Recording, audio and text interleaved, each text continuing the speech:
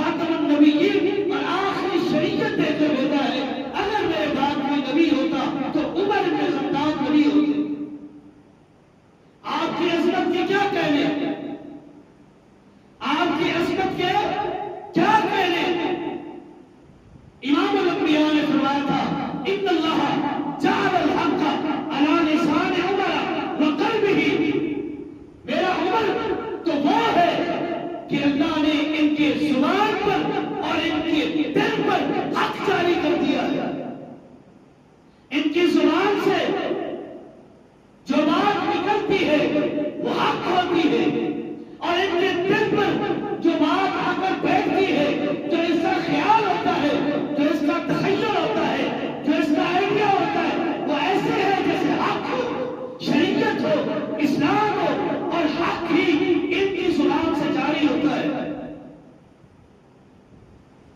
اور یہی وجہ ہے، یہی وجہ ہے کہ عمر بن خطاب رضی اللہ تعالیٰ عنہ خود فرمایا کرتے ہیں، وافقت ربی ثلاث، تین مقام پر میری موافقت ہوئی ہے میرے رب سے، جس طرح میں نے چاہا میرے رب نے اسی طرح کر دکھایا، جس طرح میری خواہش تھی، میری آرزو تھی، میری تمنا تھی، میری خواہش تھی، میں نے چاہا، میں نے ارادہ کیا، اللہ نے اسی طرح شریعت بنا کر نازل فرما دیا۔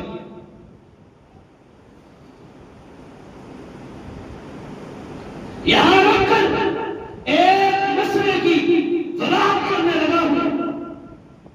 عمر بن خطاب رضی اللہ تعالیٰ عنہ کی چاہت، منشا، ارادہ، خواہش، دین نہیں بن سکتا جب تک اس کی تصدیق محمد رسول اللہ صلی اللہ علیہ وسلم کی زبان عطا سے نہ ہو۔ جب تک محمد رسول اللہ نے اس کی تصدیق نہیں کی، وہ عمر بن خطاب کا قول ہو، وہ ابو بکر صدیق کی بات ہو، وہ عثمان غنی کا قول ہو، وہ علی المرتضیٰ کی بات ہو، وہ امیر معاویہ رضی اللہ تعالیٰ عنہ کی بات ہو، آپ کے کسی ایک صحابی، وہ اعلیٰ ہو، ادنا ہو، اس کی بات ہے، شریعت تب بنے گی جب اس کی تصدیق محمد رسول اللہ کرے گے صلی اللہ علیہ وسلم۔ عمر بن خطاب نے کہہ دیا، اللہ نے وحی بھیجی محمد رسول اللہ صلی اللہ علیہ وسلم کے کلمہ اطہر پر، اور آپ نے اس کی وضاحت کی، اس کو بیان کیا، تب جا کر وہ بات شریعت بنی ہے۔ وہ بات شریعت بنی ہے، جب تک محمد رسول اللہ صلی اللہ علیہ وسلم کے زبان مبارک سے وہ جملے نہیں نکلے، وہ شریعت نہیں ہو سکتی۔ جناب عمر رضی اللہ تعالیٰ عنہ جلیل القدر صحابی ہیں، ابو بکر صدیق ہو رضی اللہ تعالیٰ عنہ، عثمان غنی ہو، علی المرتضیٰ ہو، امیر معاویہ ہو، طلحہ ہو، زبیر ہو، عبید اللہ بن جراح ہو، سیدہ عائشہ ہو رضی اللہ تعالیٰ عنہ، ان سب کی بات شریعت نہیں بن سکتی۔ شریعت کے مطابق تو ہو سکتی ہے، شریعت کی موافقت تو کر سکتی ہے، شریعت وہ ہے جو اللہ نے محمد رسول اللہ صلی اللہ علیہ وسلم پر نازل فرمائی۔ پھر ان کے بعد کوئی ایسی ہستی نہیں جن کے قول اور فعل اور عمل کو شریعت کہا جائے اور اس پر عمل کیا جائے کہ یہ بات بھی درست ہے، انہوں نے کہا ہے، ٹھیک ہے، فلاں نے کہا، ٹھیک ہے، فلاں امام کہتا ہے، ٹھیک ہے، فلاں کہتا ہے، ٹھیک ہے، فلاں مجتہد نے اس طرح کہا، یہ بھی شریعت ہے، اس کا قول بھی شریعت، اس کی بات بھی شریعت، اس کا عمل بھی شریعت نہیں۔ شریعت وہ ہے جو محمد رسول اللہ کے قلب اطہر پر نازل ہوا ہے۔ ابو بکر صدیق کی بات ہو، عمر کی بات ہو، علی کی بات ہو، عثمان کی بات ہو، شریعت نہیں بن سکتی۔ شریعت کے موافق تو ہو سکتی ہے، شریعت تب بنے گی جب ان کی بات کی وضاحت محمد رسول اللہ کرے صلی اللہ علیہ وسلم۔ میں کہہ رہا تھا، عمر بن خطاب فرمایا کرتے تھے، وافقت ربی ثلاث، تین مقامات پر میری بات میرے رب کے موافق ہو گئی۔ جو میری چاہت تھی، جو میری آرزو تھی، رب نے میری آرزو کو، چاہت کو شریعت بنا کر محمد رسول اللہ پہ نازل کیا۔ پہلی ایک دن بیت اللہ کا طواف کر رہے تھے، امیر عمر رضی اللہ تعالیٰ عنہ دل میں خیال آیا، اس خیال نے الفاظ کا جامہ پہنا اور اس کا اظہار ہوا محمد رسول اللہ صلی اللہ علیہ وسلم کے سامنے، اے اللہ کے رسول، میری خواہش ہے مقام ابراہیم کو مصلی بنا دیا جائے، اس پر 2 رکعت نماز پڑھی جائے، اس کو جائے نماز بنا دیا جائے، یہ میری خواہش ہے۔ اللہ نے قرآن نازل فرمایا، وَاتَّخِذُوا مِن مَّقَامِ إِبْرَاهِيمَ مُصَلًّى،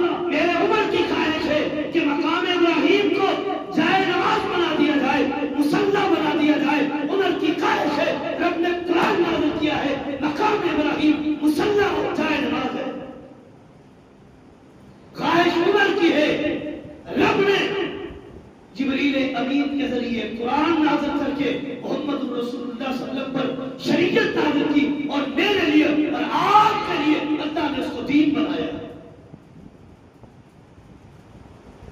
اس کو شریعت بنایا ہے۔ خواہش کس کی ہے؟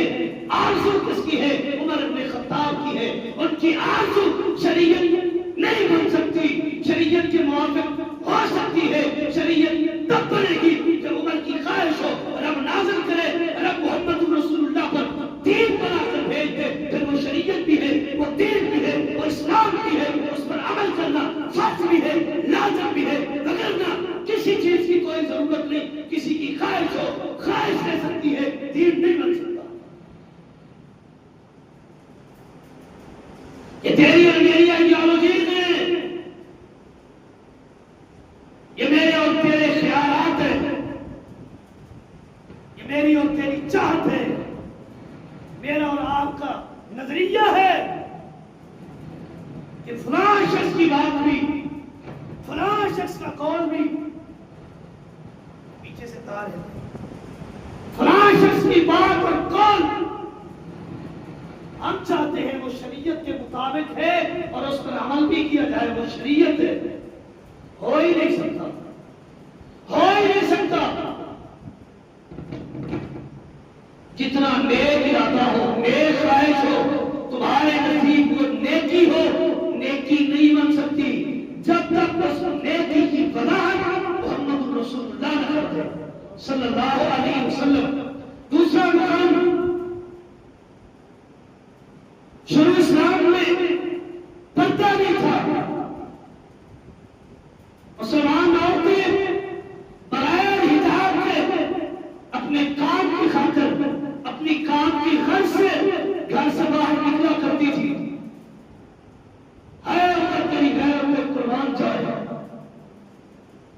ایک دن امیر عمر رضی اللہ تعالیٰ نے محمد رسول اللہ صلی اللہ علیہ وسلم سے کہا، اللہ کے رسول، آپ کی بیویاں اور آپ کی بیٹیاں گھر سے باہر کام کی غرض سے نکلتی ہیں، عمر کی غیرت دوبارہ نہیں کرتی کہ آپ کا حرم ہو، آپ کی بیویاں ہوں، آپ کی بیٹیاں ہوں اور اس پر نظر کافر کی پڑے، عمر کی غیرت دوبارہ نہیں کرتی۔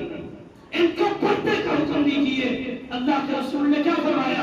اے عمر، یہ خواہش تیری ہے، پردے کا حکم رب کا نہیں، جب تک رب کا حکم نہیں آئے گا تیری خواہش دین نہیں بن سکتی۔ اللہ نے قرآن نازل کیا، جبریل امین سے اللہ نے فرمایا قرآن لے کر جاؤ، محمد رسول اللہ کے قلب اندر پر شریعت لے کر جاؤ، دین لے کر جاؤ، یہ ضابطہ اخلاق لے کر جاؤ، یہ اصول دین لے کر جاؤ، یہ شریعت اسلامی لے کر جاؤ۔ یا نبی قل لازواجک وبناتک ونساء المؤمنین یدنین علیہن من جلابیبہن، اے میرے نبی اپنی بیویوں سے کہہ دو، اپنی بیٹیوں سے کہہ دو، مسلمان عورتوں سے کہہ دو، آج کے بعد گھر سے باہر نکلے تو حجاب کر کے نکلے۔ کیوں؟ یہ خواہش عمر کی ہے، رب نے شریعت بنا دیا۔ آج کے بعد بغیر حجاب کے کوئی باہر نہ نکلے، کیوں؟ رب نے شریعت بنا دی ہے۔ یہاں بھی ایک مسئلے کی وضاحت جو میں لازم سمجھتا ہوں، آج کل مارکیٹ میں نئے نئے فلاسفر اور مفکر جنریٹ ہو رہے ہیں، جن کو ٹی وی نے عالم بنایا ہے، منا بنایا ہے، جن کو ٹی وی سکرین اور کیمرے نے علامہ تعلق کر دیا ہے، جو اپنے آپ کو فلاسفر اور مفکر اور آئیڈیالوجسٹ کہتے ہیں کہ ہم اسلام کے مفکر ہیں، ہمارے بات چھٹی رہتے، وہ کہتے ہیں جی چہرے کا پردہ نہیں۔ جب چہرے کا پردہ نہیں، اللہ نے قرآن کی یہ آیت نازل کیوں کی ہے؟ نعوذ باللہ، اس آیت کے نزول سے پہلے اگر ان کی آئیڈیالوجی کو مان لیا جائے، اس آیت کے نزول سے پہلے نعوذ باللہ مسلمان عورتیں بے لباس ہوا کرتی تھی، وہ اس سے مانا لباس نہ لیتے۔ کیا اس سے پہلے، اس آیت کے نزول سے پہلے عورتیں بے لباس ہوا کرتی تھی؟ وہ لباس میں تھی، چہرے کو پردہ نہیں کیا کرتی تھی، کیوں؟ شریعت نہیں آئی تھی۔ اب جب شریعت آئی ہے تو شریعت نے چہرے کا پردہ کہا ہے کہ اپنے چہرے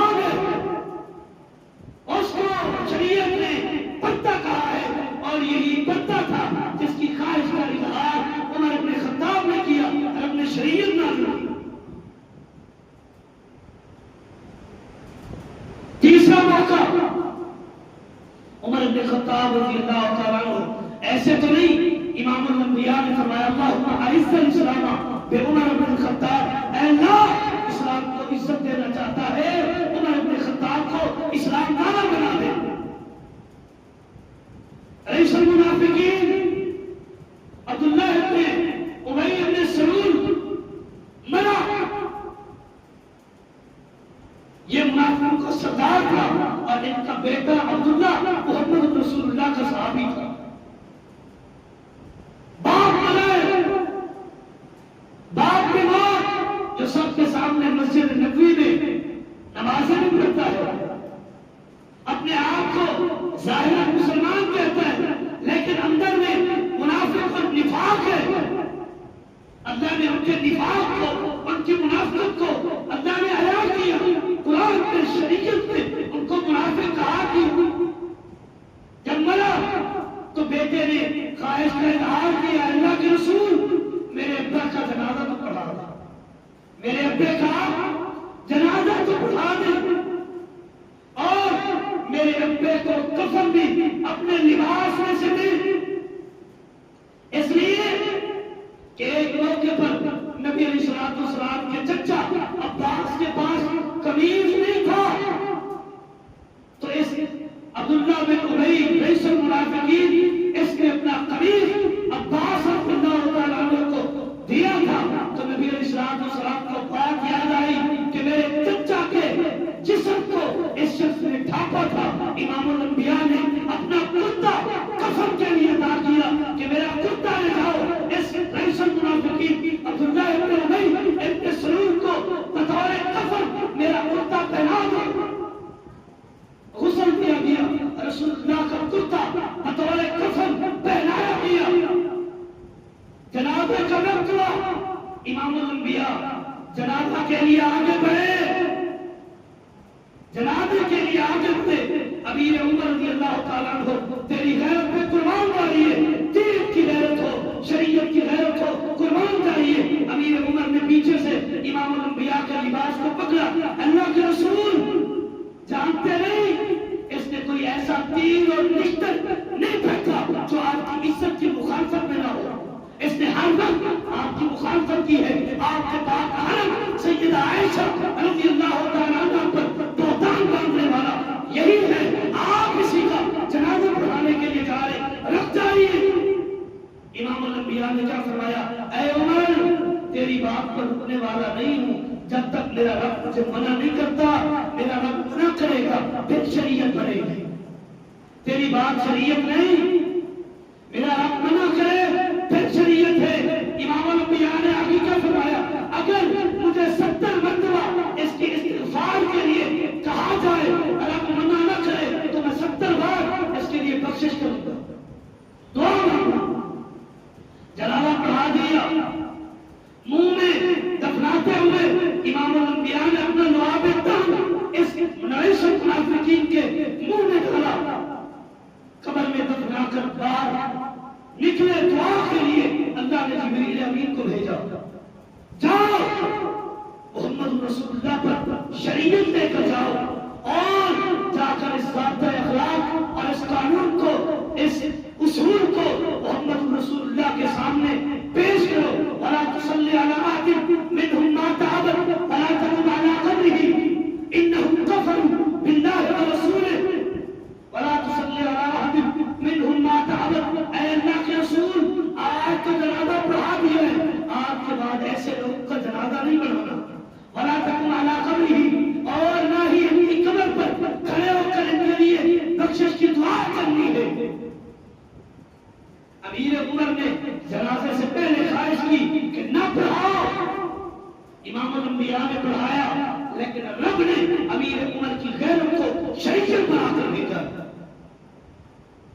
شریعت بنا کر نازل فرمایا۔ ایک اور بات میں چوتھی بات بھی آتی ہے، قیدیوں کے بارے میں امام الانبیاء نے مشورہ دیا کہ قیدیوں کا کیا کیا جائے۔ ابو بکر صدیق رضی اللہ تعالیٰ عنہ نے مشورہ دیا، اللہ کے رسول مسلمان کمزور ہے مالی لحاظ سے، ان سے فدیہ لے لیا جائے، پیسے لے لیے جائیں تاکہ مسلمان مالی طور پر مضبوط ہو جائیں۔ امیر عمر سے پوچھا گیا، امیر عمر نے فرمایا جو جس کا رشتہ دار ہے اس کو اسی کے حوالے کر دو اور حکم دو اپنے رشتہ دار کی گردن تن سے جدا کر دو۔ لیکن محمد رسول اللہ صلی اللہ علیہ وسلم نے ابو بکر صدیق کی رائے کو مقدم رکھتے ہوئے فدیہ لے لیا، فدیہ لے لیا، فدیہ لیا۔ اللہ نے قرآن نازل فرمایا، اللہ نے شریعت نازل فرمائی، ما کان لنبی ان یکون له اسرا حتی یسکن فی الارض تريدون عرض الدنیا واللہ یرید الاخرہ۔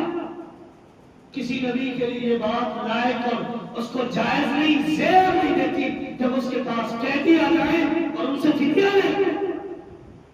حتی یسکن فی الارض تريدون عرض الدنیا واللہ یرید الاخرہ۔ اے پیغمبر آپ نے دنیا کو، دنیا کے مال کو کہ ہم مالی طور پر مضبوط ہو جائیں، مسلمان تمنا ہو جائے، یہ آپ کی سوچ تھی، آپ نے دنیا کو چنا۔ اللہ فرماتے ہیں واللہ یرید الاخرہ، اللہ آخرت چاہتا ہے۔ جو فیصلہ عمر کا تھا یہی فیصلہ رب نے عرش پر بیٹھے ہوئے قرآن نازل کیا کہ ان کی گردنیں اڑا دو۔ امیر عمر رضی اللہ تعالیٰ عنہ ذلیل القدر صحابی، اللہ نے جن کو بڑا مقام دیا، بڑا مقام دیا، بڑی عظمت دی، اس طرح عظمت دی کہ آج بھی محمد رسول اللہ صلی اللہ علیہ وسلم کے روضہ پاک میں اس طرح اکٹھے ہیں جس طرح پھول اور کلی ہوتے۔ رب نے پھر بھی جدا نہیں ہونے دیا۔ اور جو کہے کہ امیر عمر کے ایمان میں شک ہے، ان کو مشکوک لگے، وہ اپنا ڈی این اے ٹیسٹ کروائے، امیر عمر کے ایمان میں کوئی شک نہیں ہے۔ جو امیر عمر کے ایمان میں شک ہے اس کے اپنے ایمان میں شک ہے۔ اللہ نے جن کو دنیا میں چلتے ہوئے جنتی کہا ان کے ایمان میں شک ہو نہیں سکتا۔ هذا ما عندي والله اعلم بالصواب وما توفيقي الا بالله۔